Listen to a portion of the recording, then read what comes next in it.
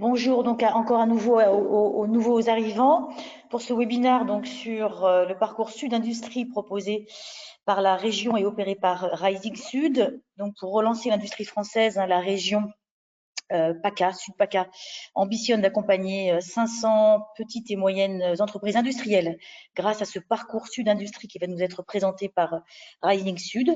Cet engagement s'inscrit dans un plan national de 10 000 TPI et PMI d'ici 2022.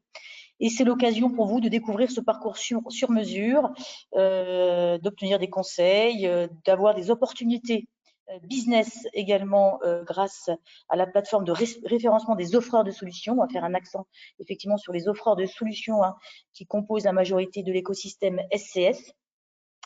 Et donc, pour découvrir les grandes lignes de ce programme et obtenir également des témoignages de membres SCS ou pas membres SCS d'ailleurs sur ce programme, on va démarrer. Alors, je vous rappelle aussi que d'un point de vue logistique, ce webinaire est enregistré. Il sera mis à disposition pour qui le souhaite sur notre site web, dans la section vidéo replay de SCS. Votre micro est coupé, mais vous pourrez nous poser des questions par écrit dans le module questions qui est dans le menu GoToWebinar. Et je vous invite d'ailleurs à poser vos questions dès le début ou pendant que Rising Sud, IDTech ou Editag parlent, de manière à ce qu'on puisse les sélectionner en amont et les poser directement à l'intervenant pendant la session questions-réponses qui clôturera ce webinaire. À la fin de ce webinaire, une enquête s'affichera également. Si vous voulez bien y répondre, ce sera très utile. Et les slides, bien sûr, sauf avis contraire de nos speakers, seront disponibles après l'événement, enfin début de semaine prochaine, grâce à Audrey, dans l'intranet SCS, donc espace membre de SCS. Alors donc, au programme Rising Sud qui va nous faire un bilan de ce programme très attrayant et plein d'opportunités pour les offreurs de solutions innovantes, notamment autour des objets connectés et de l'intelligence artificielle, voire de la cybersécurité qui sont dans l'écosystème SCS. On fera un focus, comme je disais, donc sur le référencement des offreurs de solutions et comment elles pourront se mettre en avant et obtenir des demandes de devis, voire signer des bons de commande pour digitaliser donc les entreprises industrielles de la région. Et puis ensuite, pour illustrer avec des cas concrets, on aura le témoignage de IDTech, donc une PMI aixoise de 7 personnes qui est dans le domaine des travaux publics, qui est en plein parcours, qui est en plein accompagnement de ce parcours et va pouvoir donc témoigner sur les bienfaits de ce parcours et peut-être donner envie, pourquoi pas, à vous ou à vos clients de bénéficier de ce parcours et d'obtenir aussi de l'accompagnement, du coaching pendant plusieurs mois, voire plusieurs années. Et puis, un membre SCS, je dirais, clé autour de l'IoT, des objets connectés, Editag, qui nous présentera ses cas d'usage. Petit rappel, SCS est un écosystème donc de 320 membres, principalement sur 4 axes stratégiques, qui ont été définis lors de la phase 4 des pôles en 2019. C'est valable jusqu'en 2022, donc on y est. Donc je disais la microélectronique, tout ce qui est sécurité numérique, tout ce qui est objets connectés IoT et tout ce qui est intelligence artificielle et big data. Ces 4 axes stratégiques composent la majorité de l'écosystème SCS, mais adressent plusieurs marchés cibles et on peut en retenir 5 majeurs qui sont bien sûr l'industrie du futur, donc c'est l'objet du webinaire d'aujourd'hui, tout ce qui est Smart City, Smart Territory, tout ce qui est santé et e-santé et objets connectés bien sûr, objets connectés médical ou pour le bien-être, tout ce qui est véhicules autonomes, véhicules connectés ou mobilité intelligente et tout ce qui est logistique et transport de biens ou de marchandises. Quand on parle d'écosystème SCS pertinent dans le domaine des objets connectés, on parle de 150 acteurs, 150 entreprises sur toute la chaîne de valeur de l'IoT, donc ça n'est pas rien, avec une masse critique comme vous pouvez le voir sur la gauche de la slide, dans le domaine de la collection de données, des capteurs, de l'acquisition de données, avec également tout ce savoir-faire et ces compétences en termes d'autonomie des capteurs, d'énergie harvesting, d'optimisation de la consommation, mais également de la sécurité, de la sécurisation des données, au niveau des capteurs, comme au niveau d'ailleurs de la connectivité que vous pouvez voir en bas sur Securing Access Data and Transmission. Mais j'ai mis aussi cette chaîne de valeur pour vous montrer que L'écosystème SIS est également pertinent, bien sûr, sur la collection et l'acquisition de données, mais également sur le traitement de données, l'intelligence artificielle, et on en parlera d'ailleurs avec IDTech, qui, je vous disais, est en plein parcours, en plein accompagnement sur ce parcours PSI 4.0. Enfin, voilà quelques exemples de cas d'usage et de domaines d'application pour vous donner une idée de à quoi peuvent servir les technologies, le savoir-faire qui compose le vivier de compétences chez SCS. Vous voyez, ça adresse différents secteurs, que ce soit dans l'aéronautique, l'agriculture, la chimie ou l'automotive. Mais vous avez différents cas d'usage et on en aura une illustration très complète également avec Editag, avec bien sûr des références, des grands groupes industriels utilisateurs de ces technologies innovantes autour donc des objets connectés, de l'intelligence artificielle et de la cybersécurité qui permettent effectivement une transformation vers l'industrie du futur.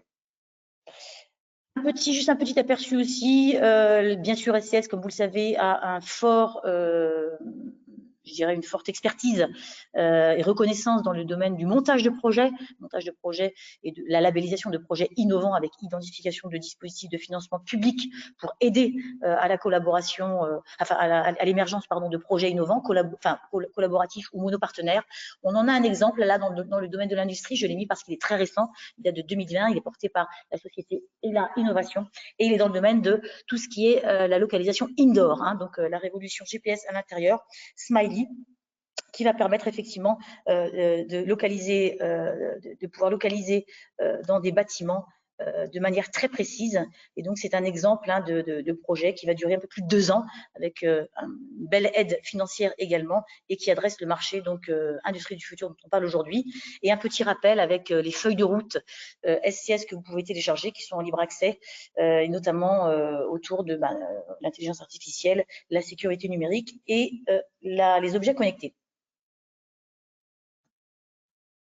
Voilà, nos speakers, nos très chers speakers très attendus, c'est Nathalie Jardinier, donc chef de projet industrie chez Rising Sud, Dominique Hardy, je le disais, donc de la société IDTech, PMI Aixoise, qui est en plein accompagnement et directeur général de IDTech, et puis Thomas Croza, commercial industrie chez Editag. Donc Nathalie, je te laisse la main et je vais te désigner présentateur. N'oubliez pas de poser vos questions. N'oubliez pas de poser vos questions si vous le souhaitez dans le module questions dans le menu GoToWebinar. Voilà. C'est bon, Nathalie? Oui, c'est bon. Je vous remercie beaucoup, Fabienne. Je suis en train de partager mon écran. Je veux juste m'assurer auprès de vous que vous le voyez bien. On le voit bien. On est juste en mode parfait. Diaporama, c'est parfait. Voilà, merci beaucoup.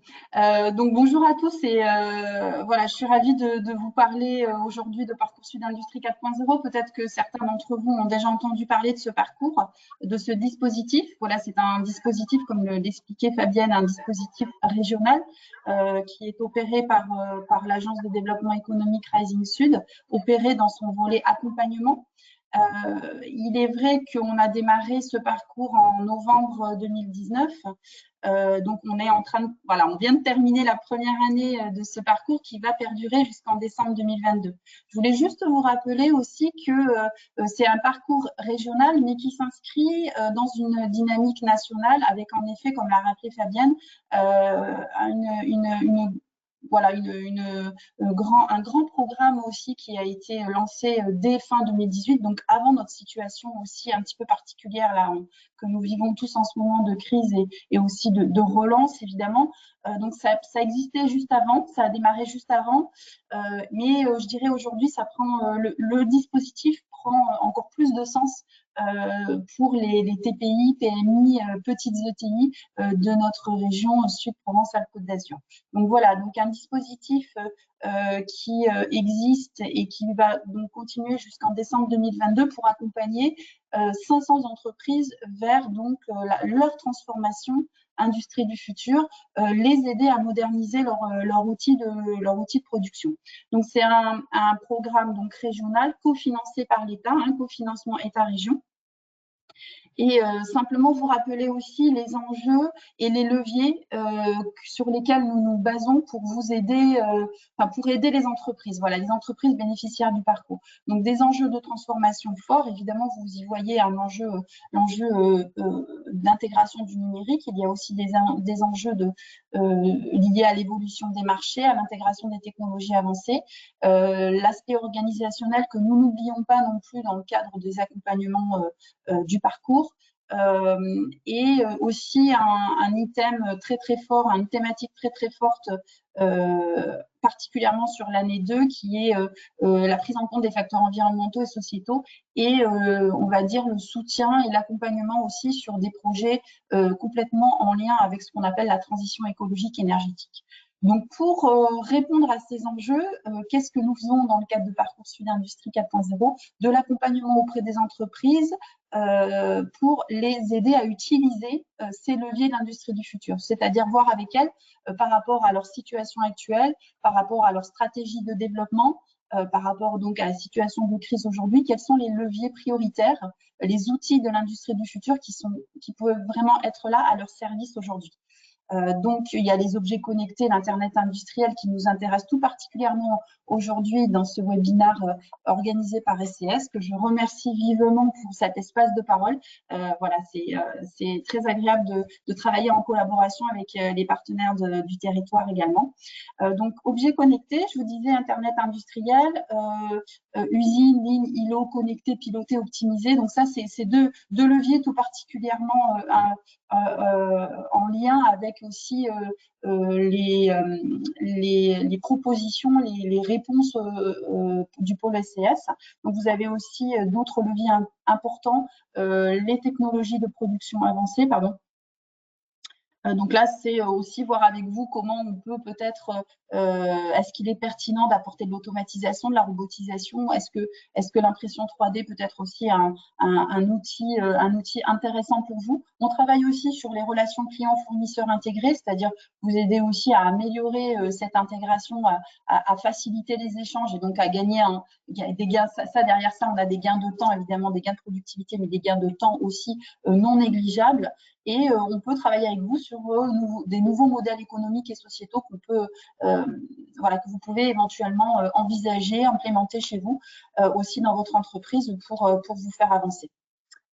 Voilà, et rester bien sûr avec un objectif important de rester compétitif aujourd'hui. Ça, très vite, donc simplement vous précisez que c'est un parcours qui est sur mesure pour les TPI, PMI et petites ETI, donc avec un petit passeport que vous pouvez remplir très facilement sur la plateforme Parcoursup Industrie 4.0.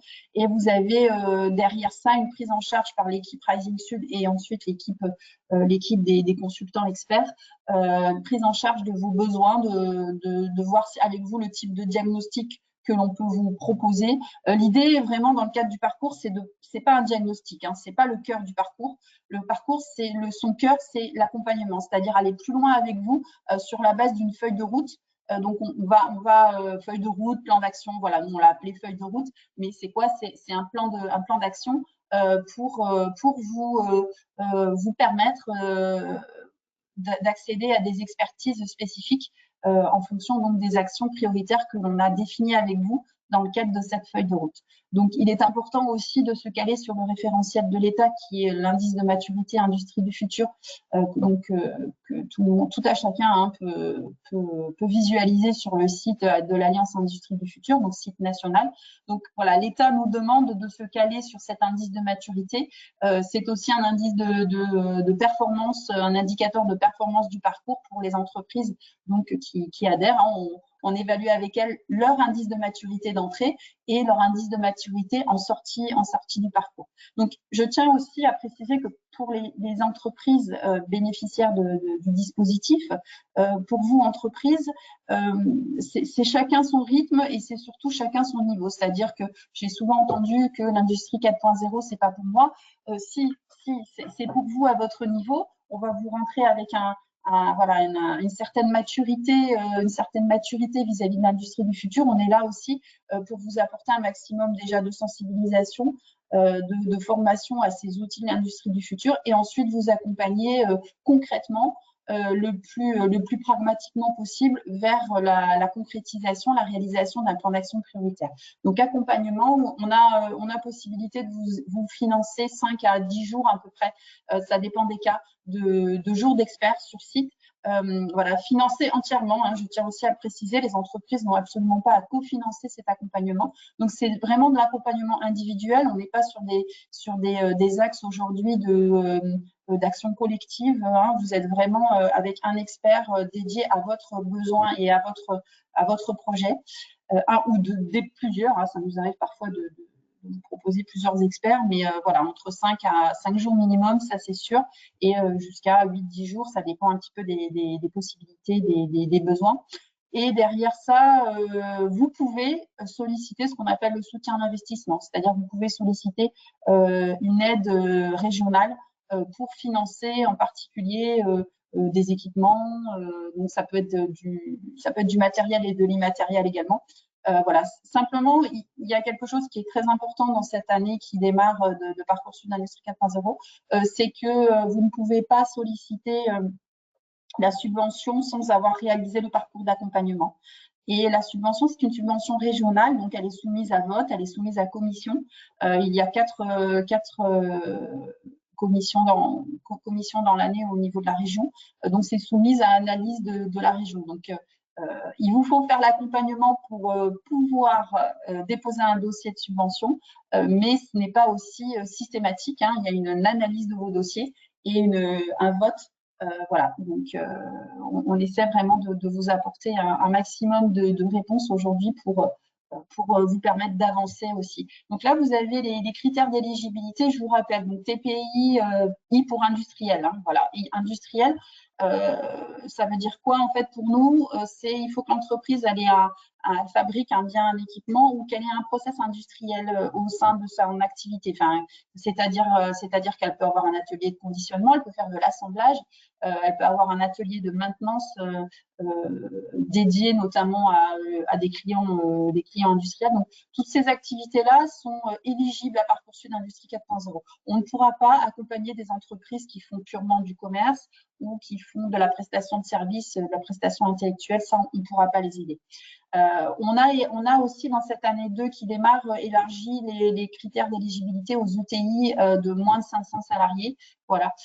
Donc ça, c'est un petit peu une nouveauté. Et nous avons en termes de soutien à l'investissement, enfin la région, voilà, c'est la région qui a permis de monter un petit peu le plafond aussi des subventions pour des projets particulièrement intéressants en termes de transition écologique énergétique. Donc les subventions vont jusqu'à 150 000 euros, voire 200 000 euros pour ces projets-là. Donc, comme je vous le disais, les dépenses éligibles sont des dépenses d'investissement de transformation, matérielle ou immatérielle, avec un taux d'aide qui varie en fonction de si vous êtes TPI ou PMI, si vous êtes TI, si vous êtes en territoire d'industrie ou si vous n'êtes pas en territoire d'industrie. Donc, tout ça, c'est des critères qu'on prend en compte et vous avez les taux d'aide qui peuvent être qui vous sont alloués dans le cadre de votre dossier de soutien à l'investissement. Voilà.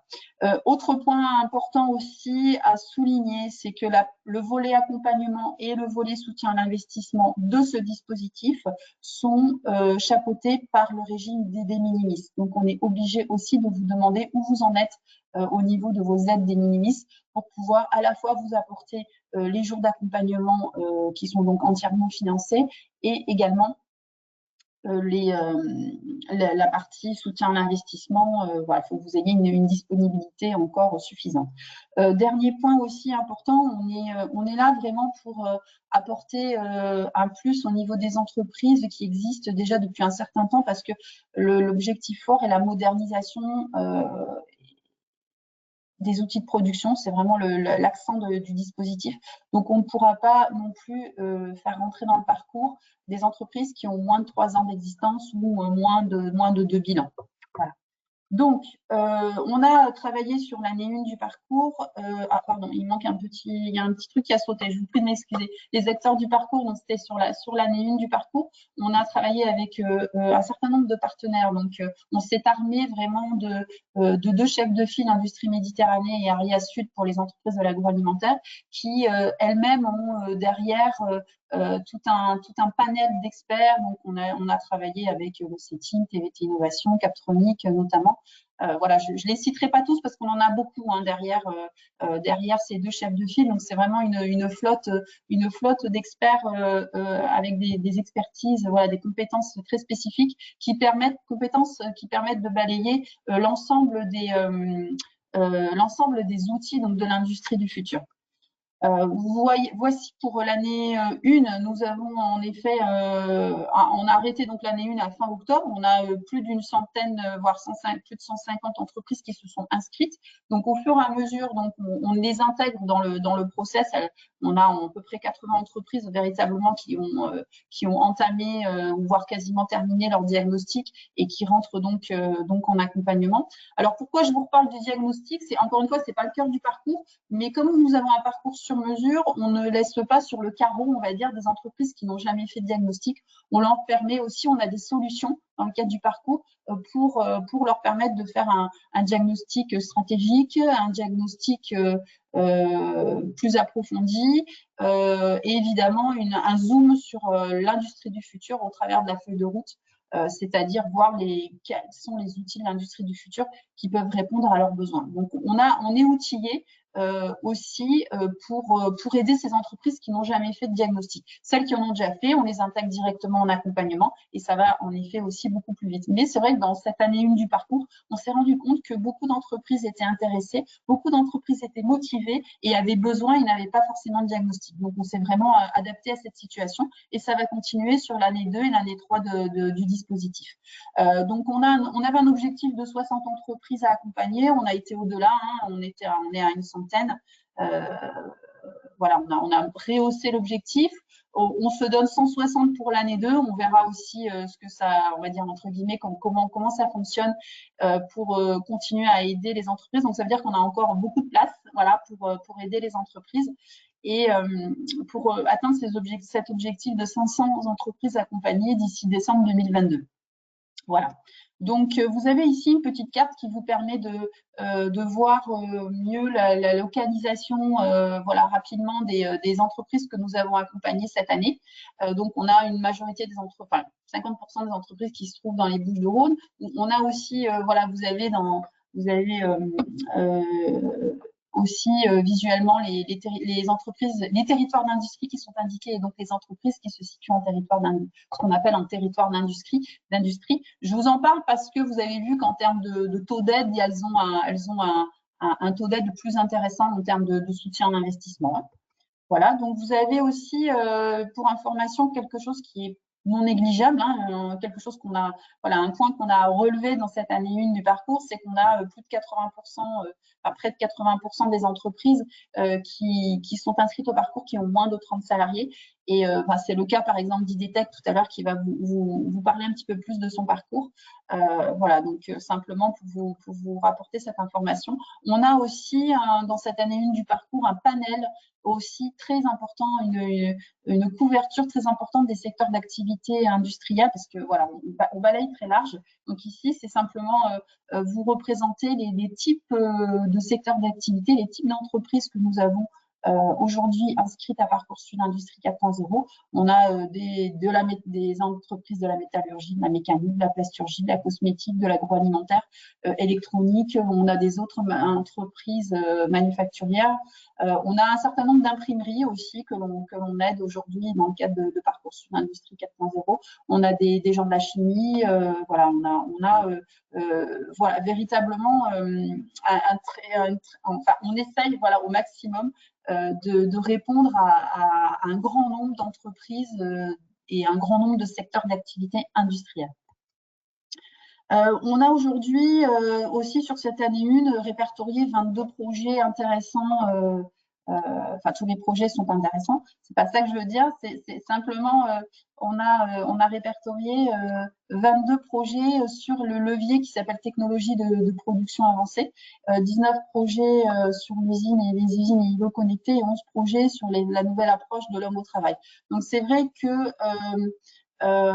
c'est aussi un retour d'expérience qui va être très intéressant que de... Alors, excusez-moi. Je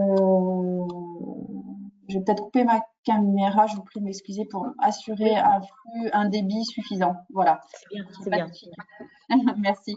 Voilà, donc simplement aussi, oui, j'étais en train de vous expliquer que c'était extrêmement intéressant en termes de retour que nous allons avoir sur les besoins des entreprises et les différents, en termes d'industrie du futur, hein, et les différents projets, les différents outils qui ont été relevés dans le cadre des projets des entreprises. Donc c'est vrai qu'en termes d'objets connectés, usines et lignes îlots connectés, on a un certain nombre de projets qui sont en train d'émerger. Donc suite à l'accompagnement Parcoursup d'Industrie 4.0. Donc je m'arrête sur ces, donc c'est le vert et l'orange. Je m'arrête sur ces projets-là parce que c'est ceux qui nous intéressent aussi peut-être plus particulièrement aujourd'hui avec vous et avec vous, adhérents pour l'SCS, entreprises et le pôle et ses experts.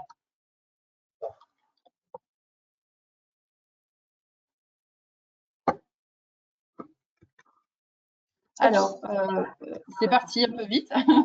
Pardon. C'est pour ça que je me rendais compte qu'il y avait peut-être un petit problème de flux chez moi, donc j'ai coupé ma caméra. Donc, en ce qui concerne le référencement des offreurs de solutions, comment ça fonctionne? Donc, vous avez sur la plateforme Parcoursup d'Industrie 4.0 deux possibilités. Une possibilité en tant qu'entreprise, donc de bénéficier de Parcoursup d'Industrie 4.0, ça, il n'y a pas de souci, je candidate pour participer. Et vous avez un deuxième bouton, on va dire, qui existe sur la plateforme, qui est, vous êtes offreur de solutions, je vais candidater pour pouvoir soumissionner à des appels d'offres. Donc, c'est-à-dire à des appels d'offres ou cahier des charges, hein, on va dire, c'est pas forcément une procédure extrêmement lourde, mais voilà, c'est ce bouton-là qui vous permet, vous, en tant qu'offreur de solutions, de vous apporter de la visibilité sur le dispositif Parcoursup d'Industrie 4.0. Donc, vous candidatez, vous remplissez un bref formulaire d'inscription qui permet de référencer les filières dans lesquelles vous intervenez, hein, dans vos domaines d'expertise. Donc, on va vous demander, voilà, ce que vous avez des menus déroulants qui vont vous permettre de vous positionner sur vos expertises, vos domaines d'expertise. Et ensuite, vous aurez accès à la liste des fiches projets d'investissement des entreprises du parcours qui correspondent à vos champs d'expertise. Voilà, donc si je rentre un petit peu plus dans le détail des offres de solutions, de cette forme de référencement que nous avons, c'est vrai qu'il nous faut, il y a quelque chose qui est aussi important à noter, c'est qu'on se doit de respecter les règles de mise en concurrence. Il faut que légalement, on soit aussi dans le respect des directives. Hein. Voilà, donc ce qu'on propose, donc ce qu'on vous propose à vous, offreurs de solutions, c'est de candidater, de vous rendre visible auprès des entreprises. Mais ce qui va se passer, c'est que les entreprises ne vont pas avoir accès à tous les membres, à toutes les offreurs de solutions qui se sont référencées. Je m'explique. C'est-à-dire que les entreprises, vous allez candidater à une fiche projet que va lancer une entreprise qui a un projet et qui a donc besoin de vos services. Et à partir de là, vous allez développer vos éléments de motivation pour le projet. Voilà, c'est-à-dire répondre en direct au projet de l'entreprise. Si l'entreprise vous sélectionne, vous pouvez transmettre ensuite votre offre, pardon, et ensuite poursuivre directement avec elle. Voilà.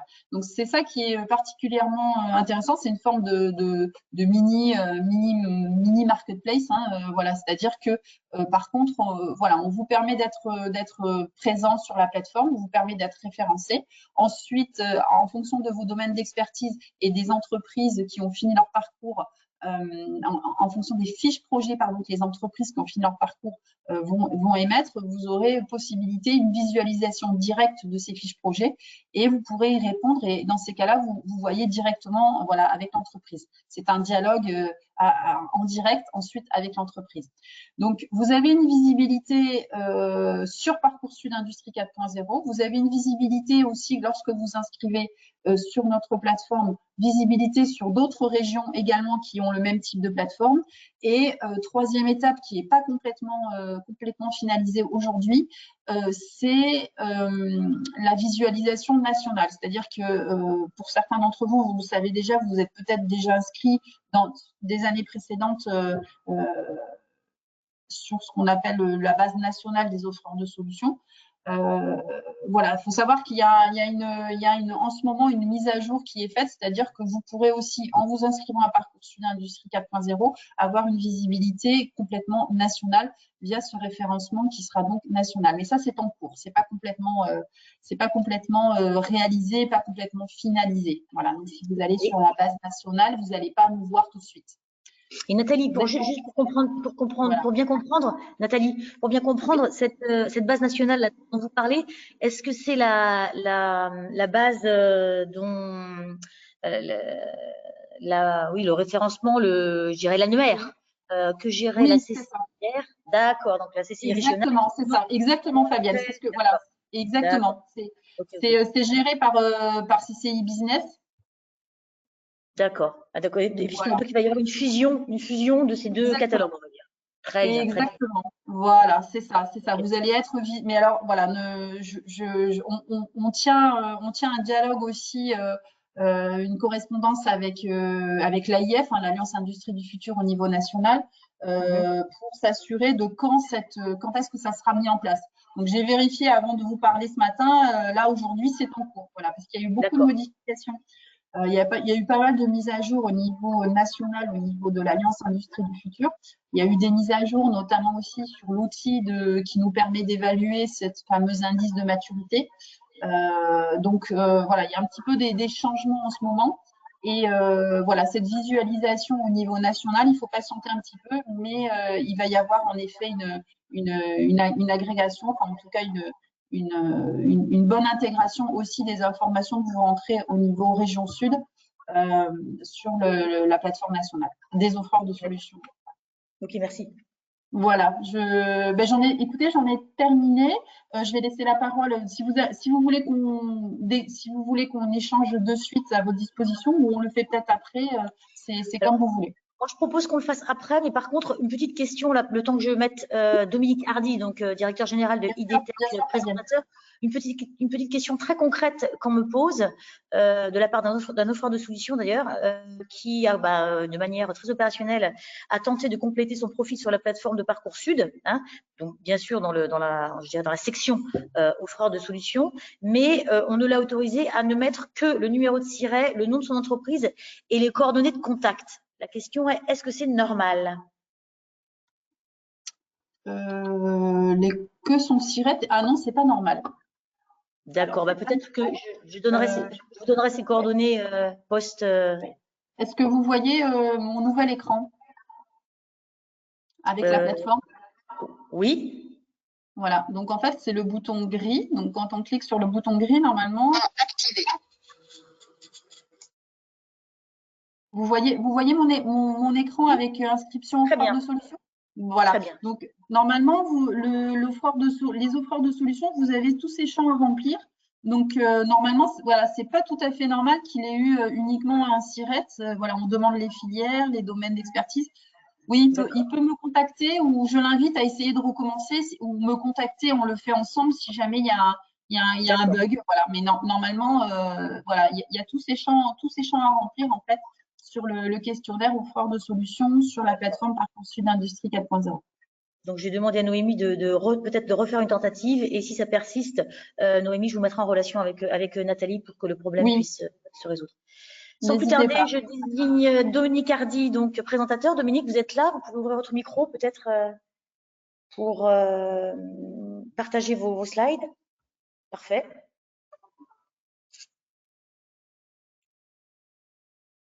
Dominique, il faut peut-être ouvrir votre micro. Voilà. Très bien. Oui, bonjour à tous. J'ai privilégié le visuel et le son plutôt que la visio, parce que effectivement aussi j'ai des problèmes de bande passante. Très bien. Donc on m'a demandé de faire un témoignage sur Parcoursup 4.0. Je vais vous présenter la société IDTech. Donc IDTech, c'est une société qui est basée à Aix-en-Provence, et on est spécialisé en mesures de vibration sur chantier et travaux publics. On fait à peu près 50% de notre chiffre d'affaires en PACA, et on intervient, on va dire, sur le grand quart sud-est, grosso modo de Lyon à Monaco, et puis de temps en temps, sur toute la France, mais sur des projets, des programmes assez spécifiques. Voilà, donc c'est une entreprise qui a presque 30 ans. L'année prochaine, on va fêter les 30 ans. C'est une entreprise familiale, 7 personnes. Et j'ai repris l'entreprise il y a tout juste 2 ans. Donc j'ai racheté l'entreprise il y a 2 ans parce que j'avais été séduit par les produits qu'elle proposait et également le service qu'elle proposait. Donc c'est une offre à la fois où on développe nos propres produits qui font de la mesure de vibration, et on offre tout un service d'expertise sur chantier pour le compte de nos clients. Voilà, donc pour moitié, j'ai des électroniciens, des mécaniciens, et puis pour moitié, des géologues dans mes équipes. Voilà, alors notre mission auprès de nos clients, donc on est sur un marché en B2B. On a des sollicitations de particuliers, mais je reste plutôt sur un marché en B2B. C'est de permettre à nos clients de maîtriser les niveaux de vibration lorsqu'ils font des chantiers, par exemple de terrassement, avec du BRH, du tir à l'explosif, de la démolition, du compactage. Donc ça leur permet de qualifier les outils et de maîtriser le niveau de vibration pour pas qu'il y ait de désordre sur les bâtiments avoisinants. Voilà, et notre deuxième mission qui est un peu plus, on va dire, vertueuse, c'est on est là pour essayer de préserver le patrimoine et aider en tout cas à nos clients à préserver le patrimoine. Voilà, donc quand j'ai repris l'entreprise, donc j'ai fait évidemment un diagnostic avant la reprise, et j'ai repris une entreprise qui était un petit peu, on va dire, c'est une belle endormie, et qui avait une gamme de produits intéressante, mais ces produits avaient été développés il y a une quinzaine d'années, et donc j'avais tout de suite vu le besoin de rénover, d'innover sur l'ensemble de la gamme produit. Donc c'est quelque chose que j'ai lancé en juin 2019, notamment avec l'aide de la BPI et à travers un prêt innovation avec la BPI. Voilà. Et donc j'ai lancé ce programme de développement de produits, et en octobre-novembre 2019, j'ai fait une rencontre avec Thomas Zussa de l'IUMM, et qui m'a parlé de Parcoursup d'industrie qui était au tout début c'était au tout début de ce programme, et j'ai vu tout de suite un grand intérêt parce que ça collait exactement à ce que je voulais faire d'IDTech, à son développement, à sa transformation digitale sur les années à venir. Donc j'ai trouvé un grand intérêt. Ça m'a permis aussi de repenser l'entreprise dans sa globalité, et plutôt que de se focaliser que sur des produits ou à innover sur des produits, ça m'a permis d'intégrer évidemment l'innovation sur les produits, mais aussi sur la modernisation de l'outil industriel, tous les services qu'on peut apporter, et donc j'ai vu quelque chose de très intéressant. Donc avoir un regard sur l'entreprise à 360 degrés. Donc on a commencé par un diagnostic qui s'est fait entre décembre et mars 2020, avec 2 intervenants. Un sur la partie RH qui est Béatrice Remond de Attribut RH, qui m'a permis de prendre en compte les difficultés et les appréhensions qu'il peut y avoir pour le personnel sur ces changements qui vont être majeurs. Et effectivement, j'avais un petit peu sous-estimé l'impact que ça pouvait avoir auprès de mon personnel. Certains, ça fait 30 ans qu'ils sont dans l'entreprise, et c'est un grand changement, et il y avait quelques craintes chez certains. Donc je trouvais ce diagnostic vraiment intéressant. Et puis le deuxième, il est, on va dire, plus opérationnel et technique, que j'ai réalisé avec Jacqueline Lambert de Philae. Et qui m'a permis déjà, de me conforter sur la stratégie que j'avais identifiée et mis en place pour la rénovation des produits, mais ça m'a permis aussi d'identifier de nombreux autres chantiers, notamment on est sur des objets connectés. C'est un des premiers chantiers qu'on a mis en place en 2020, mais également sur tous les processus, les outils qu'il y a autour de ces produits et les services associés. Et donc, on a identifié d'autres chantiers dont je vous parlerai après. Alors, ce diagnostic, c'est quelque chose d'assez rapide, hein, c'est 2 fois 5 jours. Ça s'est fait sur 2-3 mois. Et ce que je trouvais intéressant, c'est qu'on s'appuie sur un référentiel industrie du futur. Et ça te permet de savoir comment l'entreprise se positionne voilà, par rapport à ce référentiel. Et je trouve que c'est toujours intéressant de pouvoir identifier quels sont les points forts et les faiblesses de l'entreprise dans ce référentiel et là où on doit mettre vraiment l'accent pour les développements. Voilà. Donc, une fois qu'on a fait ce diagnostic, tout de suite, on a identifié quelques verrous techniques ou technologiques à lever et on a mis en place un accompagnement technique et notamment on l'a fait avec Alain Briton de Captronic puisque sur les objets connectés, on avait deux points à travailler. C'était toute la partie autonomie en alimentation, qui est le classique de tous les objets connectés, et puis la robustification et toutes les problématiques liées à la communication. Faut savoir que nous, on intervient sur chantier, des fois on est en tunnel, des fois on est en sous-sol, des fois on est dans des zones blanches qui ne sont pas forcément couvertes par radio ou GSM. Et toutes ces problématiques étaient importantes à appréhender avant de passer dans des phases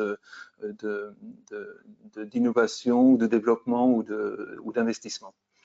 Donc cet accompagnement sur la partie objets connectés a été fait et s'est terminé le mois dernier, donc il y a quelques jours.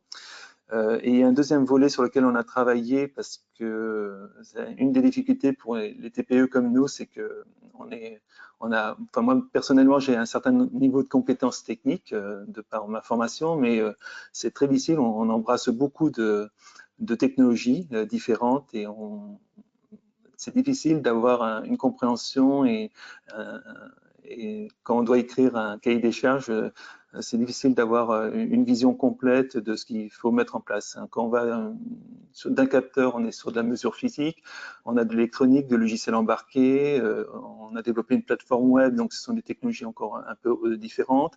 Il y a les problématiques de cybersécurité qui sont aussi du monde des IT et c'est encore un autre domaine. Et puis, moi, j'avais d'autres problématiques, c'est faire évoluer mes outils ERP, GMAO, tous les outils qui permettent de s'interconnecter à notre base de données IoT. Et donc, j'avais besoin d'aide là sur la compréhension et vers quelle solution il faudrait aller pour l'évolution de ces outils. Voilà, donc c'était le deuxième volet pour Captronic de nous aider sur cet accompagnement. Voilà, donc cet accompagnement s'est terminé en octobre. Et puis j'ai enclenché en avril, donc pendant le début du premier épisode Covid-19, j'ai fait appel au troisième volet qui est le soutien à l'investissement. Et je voulais au début faire une demande d'investissement sur les 3 ans à venir. La difficulté, c'est qu'il faut des devis qui sont qualifiés et autant je savais pour 2020 clairement ce vers quoi je devais travailler, autant pour 2021 et 2022, c'était pas encore mature. Donc j'ai décidé de couper mes demandes de soutien financier par année. Et donc j'ai commencé le premier chantier par les objets connectés. Voilà, donc c'est avec des montants de 100 000 euros. Donc j'ai fait une demande de 50 000 euros qui a été acceptée donc j'ai déposé le dossier le 30 mars. La commission est passée en juin et ça a été accepté. Et donc là, on est en plein développement et on va finir en mars 2021 ce premier chantier. Voilà, donc la feuille de route qui a été définie sur les 3 ans. Donc l'année 2020, c'est les objets connectés. Et on a fait on a fait ce développement et ce chantier avec notre partenaire Avisto, qui est basé en PACA, qui fait partie du pôle SCS, et avec lequel on a mis en place toute une plateforme de mise à disposition des données et on va jusqu'au capteur, tous les développements logiciels qui sont intégrés dans les capteurs. Voilà. Le deuxième chantier pour 2021, ça va être donc une fois qu'on a en place les capteurs, la collecte des données et la plateforme web, c'est l'évolution de tous les outils qui tournent autour de ces produits. Donc c'est un ERP, essentiellement une GMAO qui va être essentielle pour nous pour la gestion du parc matériel qu'on utilise pour faire nos mesures. La modernisation du banc qui nous permet de calibrer ces capteurs et de faire du test fonctionnel. Et de s'interconnecter à l'ensemble des données que nous allons connecter. Donc, ça va être le deuxième chantier que je vais lancer en début d'année pour 2021.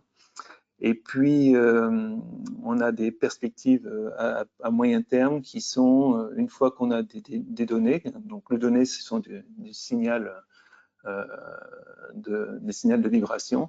Il y a beaucoup de traitements qu'on pourrait faire, alors peut-être à travers de l'intelligence artificielle, qui nous permettrait par exemple de caractériser de façon presque automatique, d'identifier en fait quel genre d'appareil a généré ce type de signal. Donc ça peut être un BRH, un compacteur, ça peut être un choc. Le traitement de données et l'intelligence artificielle qu'on pourrait intégrer au niveau des capteurs pourrait déjà nous améliorer dans l'efficacité dans le traitement et le service qu'on pourrait rendre à nos clients. Voilà, donc ça, ce sont des chantiers pour 2021-2022 qui sont à venir et moi, je suis en recherche de partenaires et probablement d'offres de solutions parce que c'est encore des domaines que moi personnellement et mes équipes ne connaissent pas et sur lesquels on aura besoin d'être accompagnés. Très bien. Voilà. Oui, je vous écoute.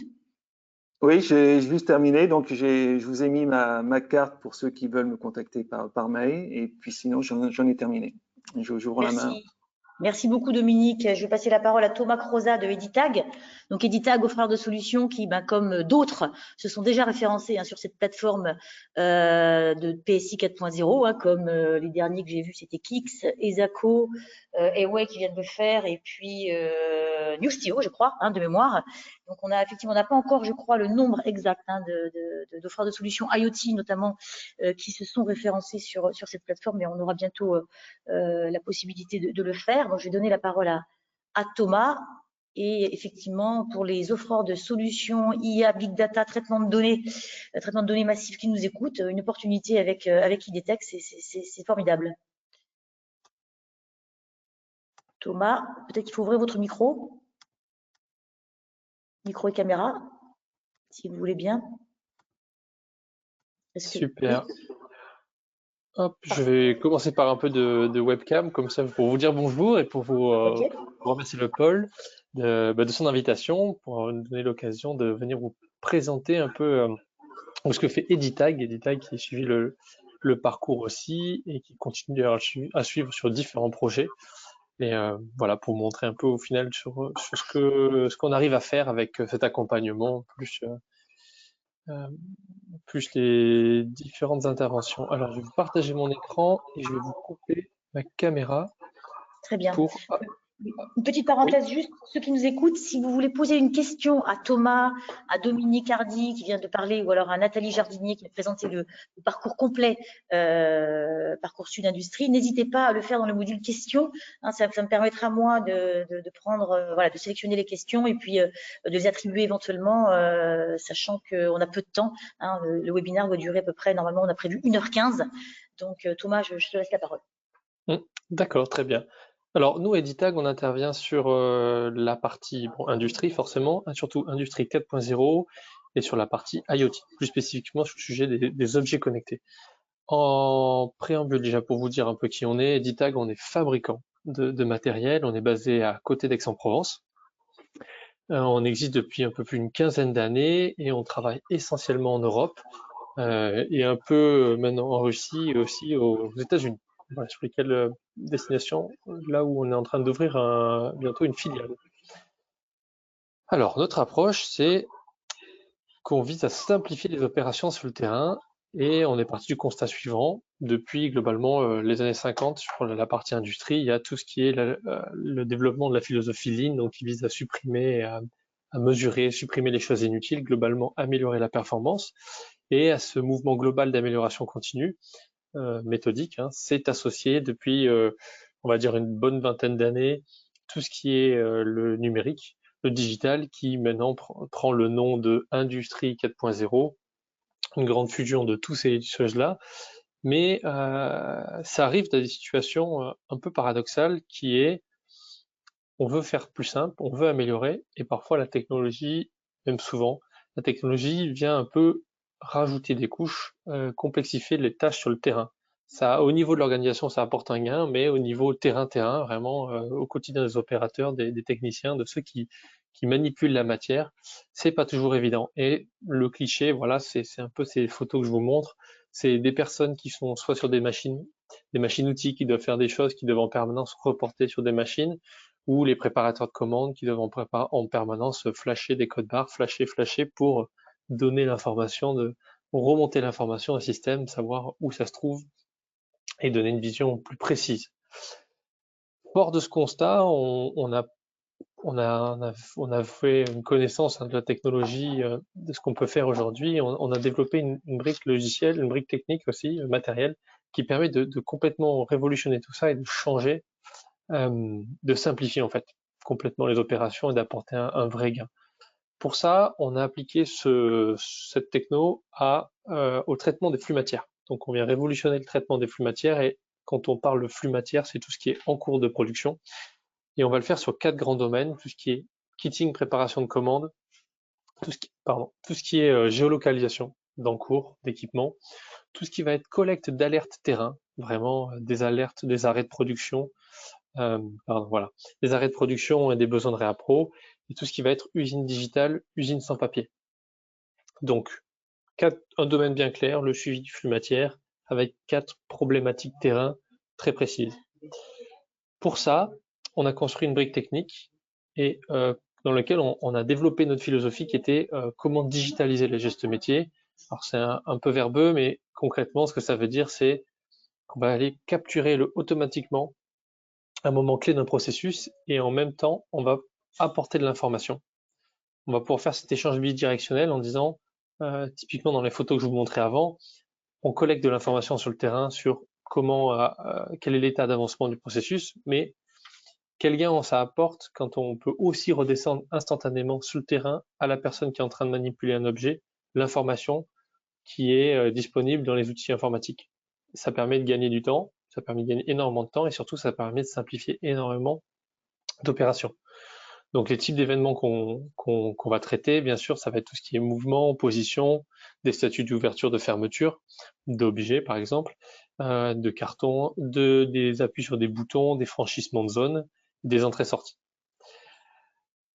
Tout ça, on l'a mis en œuvre dans un capteur qui s'appelle Moontag et qui a une particularité, puis il est composé de 2 choses. Moontag Sensor, donc un capteur actif, intelligent, un IoT, et une base, un Moontag ID, donc qui est un tag RFID durci, qui a la capacité en fait de devenir support du Moontag Sensor. Donc le Moontag Sensor va pouvoir se clipper sur le Moontag ID et ensemble c'est ce qu'on appelle un Moontag. C'est donc un capteur intelligent qui est capable de mettre en œuvre à la demande différentes technologies radio, voilà les 6 principales, pour pouvoir exécuter justement exécuter de manière plus efficace le suivi du flux matière dans les 4 domaines, 4 problématiques que je vous ai parlé. Un mot quand même sur cette conception hybride, c'est-à-dire tag RFID d'un côté, capteur actif de l'autre. Ça vous permet d'avoir le meilleur des deux mondes. C'est-à-dire que quand votre objet, vous avez besoin juste d'un suivi, d'une traçabilité standard que peut offrir la RFID, vous pouvez le faire. C'est la base, le Moontag ID qui peut le faire. Mais quand à certaines parties du processus, vous allez avoir besoin de beaucoup plus d'informations, vous allez pouvoir brancher un Moontag Sensor et donc avoir un nouveau niveau d'information qui était inaccessible jusque-là. Donc vous avez les deux à la fois en fait, le meilleur des deux quand ça vous intéresse. À ça, on couple bien sûr une intelligence qui est bien sûr dans nos capteurs, qui est capable d'interagir, c'est quand même la brique fondamentale, d'interagir avec les personnes. Et donc là, vous avez quelques aperçus d'interaction. Donc c'est ni plus ni moins que soit des étiquettes qui sont reproduites et qui sont dynamiques, hein, qui reprennent les informations qui sont dans les ERP ou MES et qui vont pouvoir reproduire ça de manière dynamique sur l'affichage, et donc ça supprime complètement le papier. Et on va aussi pouvoir faire des choses où on va reproduire des scénarios. Et donc, quand un opérateur veut reporter l'état d'avancement ou une alerte terrain, il va pouvoir directement sur le produit, sur le sensor, remonter l'information. Et comme bien sûr on sait où il se trouve, sur quel objet il est fixé, de quoi on parle, dans quel processus il est, vous avez toutes les informations, toutes ces informations-là permettent de contextualiser directement un événement et de déclencher toute une série d'actions de manière entièrement automatisée sans que personne derrière n'ait besoin à chaque fois de ressaisir l'information. Ça, on le couple bien sûr à un système de géolocalisation, donc il est double chez nous, il y a un système de géolocalisation par zone. Si on veut suivre uniquement ce qui se passe, comme son nom l'indique, dans certaines zones, ça peut être un îlot, un poste de travail.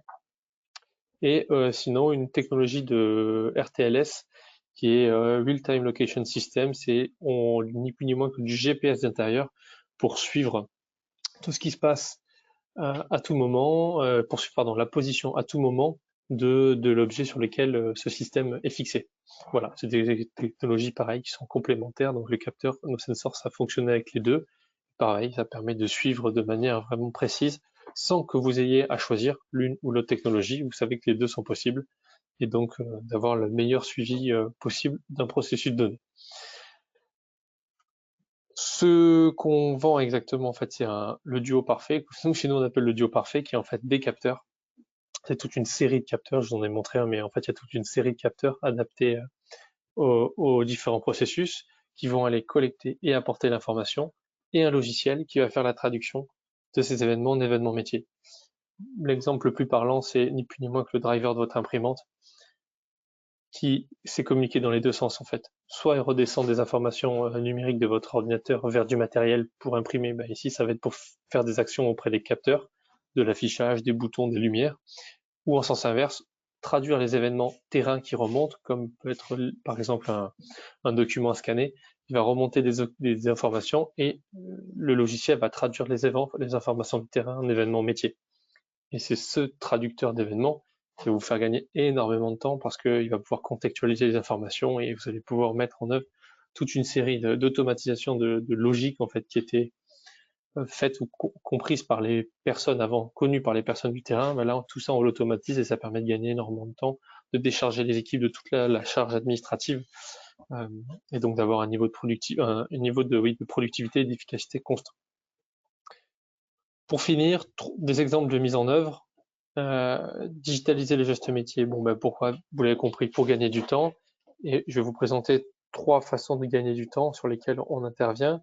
La première, je vous en parlais tout à l'heure, c'était la recherche d'encours d'outillage. Là, c'est ni plus ni moins qu'on refait des cartes de votre lieu et on va pouvoir vous donner à tout instant, tout moment, la position de vos objets. Donc, vous ne cherchez plus vos outillages ou vous ne cherchez plus vos encours. Le deuxième sujet, ça va être tout ce qui est indicateur de performance automatique. Prenons par exemple une pièce qui sort d'une machine-outil, d'un lot qui sort d'une machine-outil qui va suivre les différentes étapes de production, passer à travers différentes zones, aller en entrepôt, puis partir en expédition. Là, automatiquement, on va pouvoir suivre tout ça et mettre en œuvre différents KPI, que ce soit de indicateur de performance, que ce soit du chronométrage, mesurer la présence à certains points de passage, vérifier la présence ou l'entrée-sortie de zone, par exemple pour rédiger des BL de manière automatique. Et ça va permettre de faire un suivi de processus de manière entièrement automatisée. Donc quand vous voulez savoir ce qui se passe chez vous, vous savez instantanément et c'est pas du reporté, c'est du réel, de l'exact. Une autre mise en œuvre, ça va être tout ce qui est le suivi de production. Là, par exemple, des environnements peu ou pas informatisés, pas connectés. Je vous ai pris l'exemple ici d'une mise en œuvre qu'on a fait chez un client ferroviaire. Donc, c'est de la maintenance ferroviaire. C'est des environnements industrie très lourdes. Les essieux sont démontés des trains et ensuite ils vont passer différentes opérations pour être remis à jour. Donc il y a de l'usinage, du grenaillage, il y a pas mal de choses assez contraignantes. Et tout ça, ça peut pas être suivi de manière automatisée. Donc jusqu'à présent, je vous l'ai gardé pour la photo, il avait tout ça dans une grande pochette papier.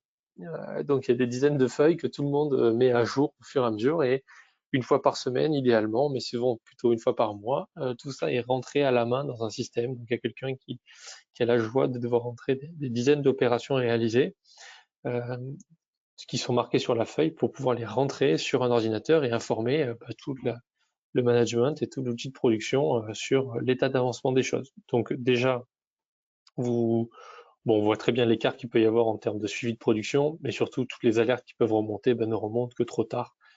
Et donc vous êtes dans la correction plutôt que dans l'anticipation, dans la réaction pardon, plutôt que dans l'anticipation. Donc avec ce système, on l'a installé chez eux et pendant un temps ils ont voulu garder pour voir un peu ce que ça donnait. Et en fait on est passé exactement du vieux système papier où on avait que de l'info après coup à une vision temps réel exact, avec une possibilité en plus de pouvoir remonter et aiguiller en temps réel les essieux sur les différentes chaînes de fabrication en fonction des opérations. Donc là, une mise en œuvre toute simple, qui ne change quasiment rien aux opérations, enfin au quotidien, aux manœuvres que doivent faire les personnes sur les pièces, par contre qui révolutionne complètement la manière de faire de l'administratif, puisque toute cette partie-là disparaît, puisqu'elle est entièrement automatisée. Donc en plus de gagner du temps, soit du temps administratif, du temps de production, vous avez une visibilité en temps réel. Une autre mise en œuvre, ça a été pareil dans le suivi de production, ça a été le suivi de production là d'un industriel qui fait des appareils médicaux. Et donc là, tout est fabriqué sur chariot et ensuite ces pièces se déplacent d'atelier en atelier. Et là, l'idée c'était de pouvoir informer en temps réel, d'avoir une traçabilité. En fait, à chaque étape, les opérateurs doivent flasher des codes barres dédiés pour pouvoir assurer la traçabilité de tout ce qui est mis dans la machine. Donc tous les composants, tous les plastiques, absolument tout, savoir qui était présent sur site, pour des raisons médicales, bien sûr, vous le comprenez, s'il y a des problèmes de non-conformité, eh bien, il faut pouvoir remonter au plus près du composant défectueux, de la source de la contamination. Et donc là, on est venu simplifier pareil la traçabilité en posant ce capteur sur le chariot qui transporte la pièce, comme vous voyez ici, et on a reproduit ni plus ni moins que leurs étiquettes, mais pareil, ces étiquettes deviennent interactives, donc ça permet de voir à tout moment quand on regarde un chariot de quelle gamme, de quel produit on parle et où est-ce qu'il en est, et si ça permet de faire, s'ils ont besoin, des contrôles en flashant des codes barres, donc ça permet d'être totalement rétrocompatible avec l'ancien système, et pourtant on supprime toute la couche administrative, on va le faire de manière totalement automatique. Après ces deux exemples de suivi de production, un exemple de poste de travail, où je vous parlais en entrée de poste de travail, par exemple sur la préparation de commandes, comme le Pick-to-Light ou l'usine digitale. Le Pick-to-Light, vous connaissez, c'est ces étagères qui sont connectées à votre ERP ou votre MES ou WMS, donc sur la préparation de commandes, et qui vont allumer les bons emplacements en fonction des pièces que vous devez prendre pour votre commande. Le Pick-to-Light traditionnel, ça ressemble à ça. C'est des grandes étagères qui sont toutes filaires, connectées, et qui savent gérer des milliers de commandes des milliers de commandes à l'heure. Ça a un gros inconvénient, c'est que déjà c'est filaire. Donc une fois que c'est installé, c'est très difficile à faire bouger. Et puis vous avez des minimums de commandes, enfin des minimums de taille. Et du coup, ça limite en fait le domaine d'application, le nombre d'entreprises qui pourraient être intéressées, qui pourraient avoir un gain. Du coup, nous, on a mis en œuvre cette technologie dans nos capteurs pour faire du Pick-to-Light sans fil, sans minimum de taille. Et donc là, par exemple, c'est un poste de travail qu'on a digitalisé où on va pouvoir directement venir se fixer sur le bac, puisqu'on n'a pas de contrainte de positionnement, hein. C'est un capteur, donc on le fixe sur le bac. Tout ça va pouvoir communiquer directement avec le RP et le MES, et on va pouvoir avoir toute la flexibilité du sans fil, une agilité maximum, un positionnement libre, une optimisation en temps réel, c'est-à-dire que si par exemple un produit sort plus qu'un autre, ben, vous pouvez tout simplement déplacer le bac et le mettre en tête de ligne, comme ça vos personnes font moins de distance, et ça demande aucune reconfiguration. c'est immédiat. Vous déplacez le bac, vous le mettez là où ça vous intéresse, alors que dans un pick-to-light traditionnel, c'est du filaire, donc il faut tout reconfigurer et vous devez déplacer la matière. Donc voilà, ça peut créer des incertitudes. Là, c'est automatique. La deuxième mise en œuvre de ce pick-to-light, en dehors du préparation de commande, c'était la digitalisation du poste de travail pour répondre à deux problématiques de plus en plus courantes, qui sont le manque de temps pour la formation et le nombre de références que doivent faire les opérateurs sur un site. Je m'explique. Formation, vous avez du turnover, vous avez de moins en moins de temps pour expliquer aux personnes comment fabriquer un équipement. Bon, pour tout l'assemblage, il y a toujours un temps d'apprentissage, de savoir où se trouvent les pièces, quels composants je prends. Et en fait, ça crée beaucoup d'erreurs, beaucoup de retouches en production. Là, avec ce système-là, on va aller directement sur le poste de travail, se mettre sur les bacs qui sont directement sur les lignes de production, et on va pouvoir coupler ça au système de fabrication. Et quand un ordre de fabrication arrive, au lieu que là, on vienne préparer des pièces pour des commandes, on va directement indiquer les pièces à prendre pour assembler un produit. Ça permet que quelqu'un qui a des compétences, par exemple en mécanique ou en électronique, pour assembler un système, lui, c'est avec qui il a une gamme de fabrication, il va pouvoir assembler les pièces, mais par contre, il va pas perdre de temps à chercher les pièces. Donc, qu'il soit arrivé ce matin ou il y a 4 ans, il va aller aussi vite pour trouver les pièces dans votre stock ou sur son poste de travail. Et ça, c'est un point très important. Le deuxième point, c'est on voit de plus en plus des industriels qui mutualisent leur ligne de production, type auto, et j'en ai fini dans 2 minutes, qui vont aller faire de plus en plus de modèles sur leur chaîne. Et bien là, on va pouvoir mutualiser et ouvrir des dizaines de bacs en même temps, toujours sur un poste de travail pour que l'opérateur puisse gérer des dizaines de configurations. Un exemple, voilà, ça ressemble à ça, où là, vous avez un logiciel qui guide l'opérateur, et quand l'opérateur va vouloir commencer, on va lui dire, voilà, prends telle pièce, fais tes mesures, pèse l'objet, par exemple, rajoute un composant, rajoute une étiquette, et on va pouvoir faire un poste de travail entièrement digitalisé. Voilà les les 3 grands exemples sur la mise en œuvre de solutions innovantes sur le traitement flux matière fait avec des objets IoT, et voilà quelques-unes de nos références chez qui on est présente. Voilà, c'est de l'industrie manufacturière, et c'est quel que soit le type de production, hein, rapide comme dans l'auto, plutôt lente comme dans l'aéronautique, tout type de pièces, on intervient et on apporte des gains, et que ce soit de la PME au grand groupe. Voilà. Merci beaucoup Thomas. Merci, donc je vais juste montrer mon écran pour passer à la session questions-réponses. Si vous avez des questions, donc encore une fois, n'hésitez pas à les écrire dans le module questions, dans le module questions sur votre menu GoToWebinar. Peut-être une première question à Nathalie concernant la présentation des différentes modalités, hein, des montants, les critères également pour les entreprises industrielles. Donc, on me demande de rappeler effectivement quelles sont les modalités, les montants, les critères qui ont été présentés donc, dans votre présentation, avec une slide. Je crois qu'il y avait une slide qui la présentait. Donc, oui. On peut remettre la slide si vous voulez. Oui, je vais regrouper ma caméra. Il n'y a pas de souci, je vais remettre la slide. D'accord. Hop, je vous demande juste une petite seconde de manipulation, que je retrouve la bonne slide. C'est celle-ci. Voilà. OK. Attendez, j'enlève le mode de présentateur qui se met systématiquement. Voilà, je pense que c'est mieux comme ça. Très bien. Voilà, donc les critères pour les entreprises pour bénéficier du parcours, c'est être TPE, PME ou petite ETI, c'est-à-dire entreprise de moins de 500 salariés. Avoir une activité industrielle, donc ça fait partie des premiers critères d'éligibilité que nous vérifions également. Donc ça veut dire avoir une activité de fabrication ou de transformation d'un bien ou d'un équipement. Intégrer un process industriel, ça veut dire, voilà, c'est-à-dire qu'on peut aussi prendre des entreprises qui font par exemple de l'usinage, voilà, de la mécanique de précision, qui font du conditionnement, parce que l'atelier de conditionnement, ça constitue un équipement qu'on considère comme industriel. Donc, ce sont des activités que nous prenons, voilà, qui sont éligibles, pardon. Ensuite, il y a le de minimis. Voilà, l'ensemble du parcours est régi par le de minimis. Donc, on est obligé de s'assurer que vous avez un de minimis disponible, suffisamment disponible.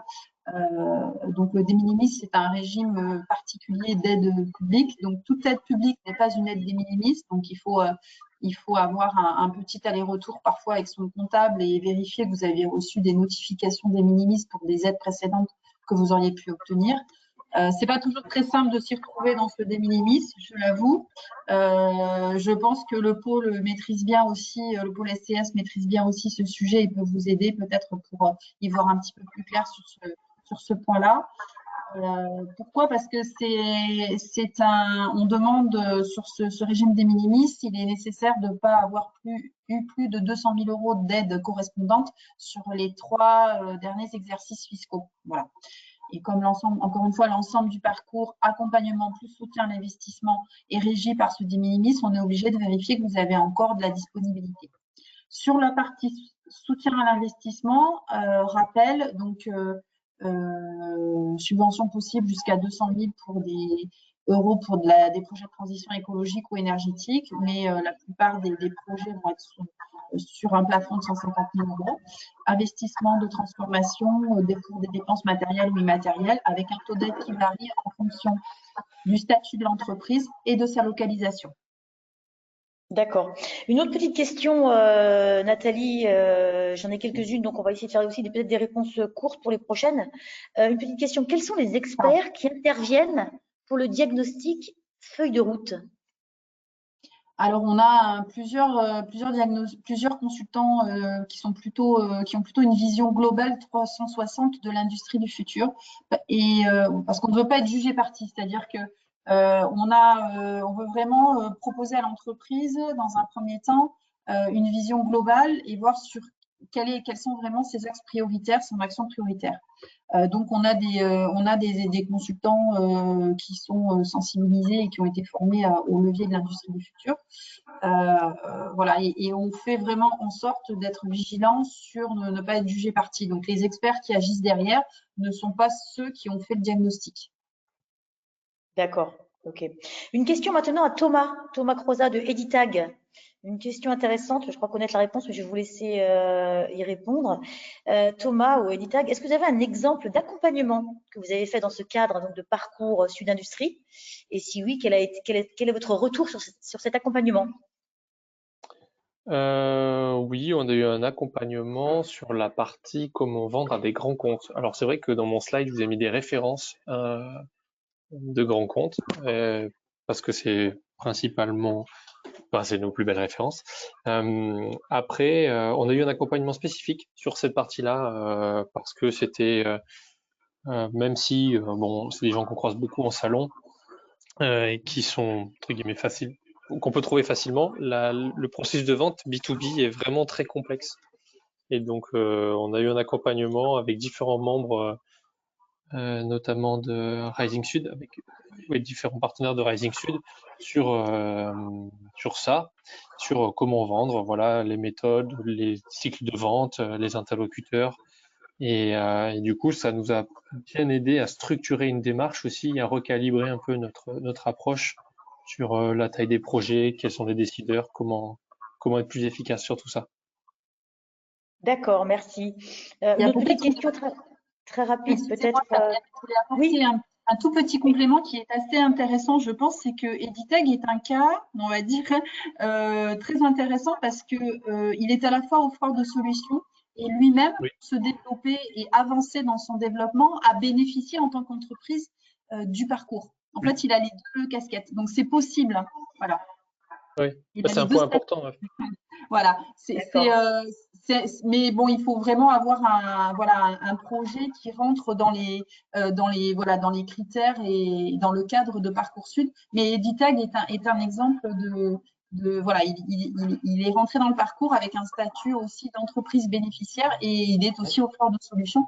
Donc, il peut apporter aussi évidemment ses solutions aux autres entreprises. Voilà, je voulais juste préciser ça. Merci beaucoup. Très bien, merci. Une petite Merci, question, Thomas, Thomas, d'ailleurs. encore une petite question technique et je vais revenir à vous, Nathalie. Une question technique sur une personne qui demande si vous fabriquez, proposez des dispositifs miniaturisés et notamment avec peut-être des antennes Bluetooth de quelques centimètres carrés de surface. C'est Alors, pour Thomas, peut-être ça. oui, Pour c'est Thomas, très pour Thomas, technique, pour Thomas. effectivement. C'est très technique. Alors oui, nos systèmes sont miniaturisés. Alors d'ailleurs, ce mot, faut voir ce qu'on met. Est-ce que c'est de la taille de... Bon, nous, actuellement, nos produits ont une certaine taille assez petite pour être embarqués sur les objets. Là, les photos que vous avez vues, c'est des grands capteurs parce ils doivent interagir avec les personnes. Après, des versions plus petites. Après, sur la partie taille de l'antenne, c'est vraiment très technique par rapport à... Elle fait quelques centimètres carrés, mais de là à vous dire la taille exacte, je ne sais pas. Par contre, je veux bien prendre les coordonnées de la personne et la Elle mettre me en les a contact envoyés. avec nous. Vous voyez, les grands esprits se rencontrent. Elle me les a envoyés. Je vous les envoie juste après le D'accord. webinaire par mail. D'accord? Donc, vous avez un premier client. C'est super. Hmm. Une autre question, Nathalie, si vous voulez bien, sur le dispositif, un projet de transformation industrielle impliquant plusieurs TPE, PME, est-ce que c'est éligible? L'objectif étant le développement, l'industrialisation et la production d'une nouvelle technologie avec l'objectif de localiser ces activités dans la région PACA.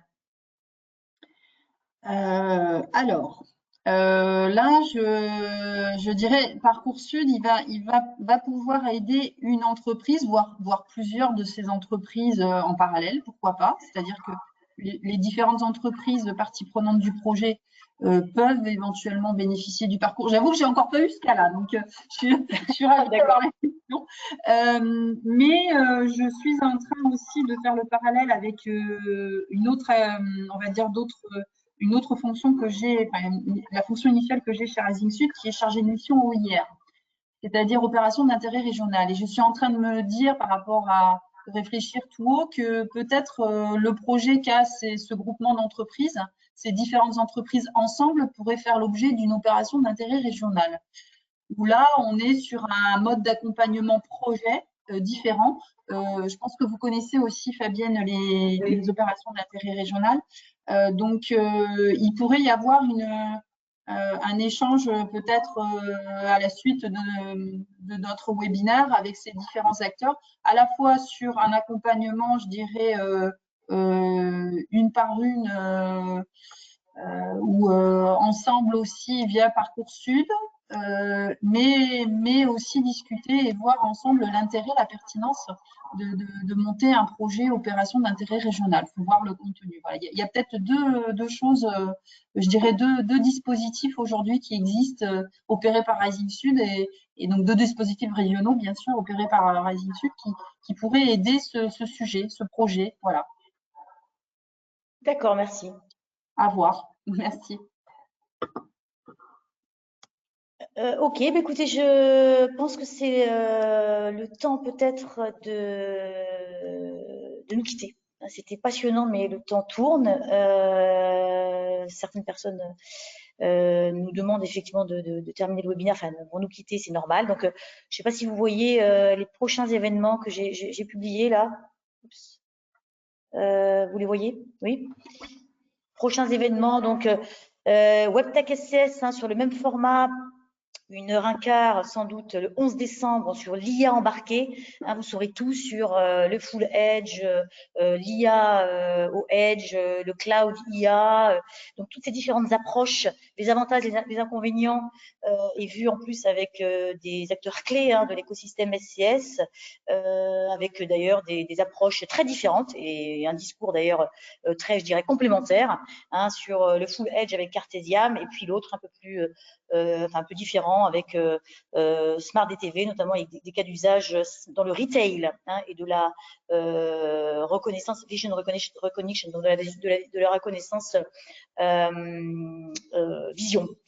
Et puis ensuite, le 14 janvier, un autre WebTech différents sur tout ce qui est data visualisation et design UX, hein, donc comment construire une IHM, une interface homme-machine pertinente, notamment par rapport aux données, à l'agrégation des données, à la corrélation des données récoltées, pour que le business manager derrière puisse prendre une décision rapide et efficace. Donc tout ce qui est data visualisation, toujours pareil à 11h le 14 janvier. Et le 28 janvier, un autre WebTech SCS non moins intéressant sur l'hébergement de données. Hein. Doit-on héberger ces données chez un hébergeur ou dans le cloud privé, cloud public, cloud hybride. Donc, vous saurez tout avec TAS France Lionel Faure le 28 janvier. Et puis, une journée annuelle 100% digitale, à défaut d'être dans un vignoble, puisque le confinement nous l'oblige. Journée annuelle SCS le 15 décembre au matin de 9h à midi et demi de mémoire, hein, pour découvrir nos différents services, avoir des témoignages intéressants aussi. Un keynote speaker de Amadeus sur l'intelligence artificielle, toujours intéressant d'avoir des keynote speakers un peu visionnaires, hein, sur le futur de l'IA et comment ça peut contribuer notamment aussi aux grands enjeux, hein, de la planète et la transition écologique et environnementale dont a parlé Nathalie Jardinier en début de webinaire. Et puis, bien sûr, les présentations seront disponibles dans l'espace membre dès le début de la semaine prochaine. Le vidéo replay disponible pour tous sur le lien que vous voyez ici, la Vidéothèque vidéo replay. Et puis aussi un petit rappel, alors je ne sais pas si je vais pouvoir le faire, sur les publications. Je vous rappelle, c'est vrai que peu de gens le savent et je vais essayer de le montrer. Nous avons une page où vous avez beaucoup de publications sur tout ce qui est IA, microélectronique. Donc voilà, je ne sais pas si vous voyez la page publication. Donc vous avez beaucoup de publications disponibles. Et la dernière en date, ce sont les différents laboratoires de recherche en microélectronique. Qui fait quoi, qui a quelle expertise, quel savoir-faire en région PACA. Donc voilà, beaucoup de publications issues bien sûr de SCS, mais pas que, hein, qui peuvent vous éclairer, qui peuvent vous aider à trouver l'expert que vous recherchez, à vous aiguiller et à finaliser votre roadmap. Donc, vous voyez différents aussi sur l'intelligence artificielle dont je parlais, et j'en parle notamment puisque IDTech, hein, recherche peut-être des solutions autour de l'IA et du traitement de données. Donc, on a fait beaucoup de publications sur les formations, bien sûr, mais également le marché. Et puis, comme vous voyez aussi à droite, les différents laboratoires qui peuvent aussi donc vous aider pour votre veille technologique et votre veille marché. Voilà, je vous remercie à tous. Peut-être que tous les trois intervenants, donc Thomas, Nathalie et Dominique non, vous pouvez peut-être rallumer votre webcam juste pour faire un au revoir global, un peu plus convivial. Et puis, remercier tout le monde. Et puis, je vous dis donc à bientôt et peut-être pour le prochain WebTech le 11 décembre sur l'IA embarquée. Merci. Au revoir. Merci à tous. Disposition. Merci Thomas, merci Monsieur Hardy. Oui, merci Nathalie, merci Camille. Merci à vous. Hein. Au revoir. À bientôt. À bientôt. À bientôt. Au revoir.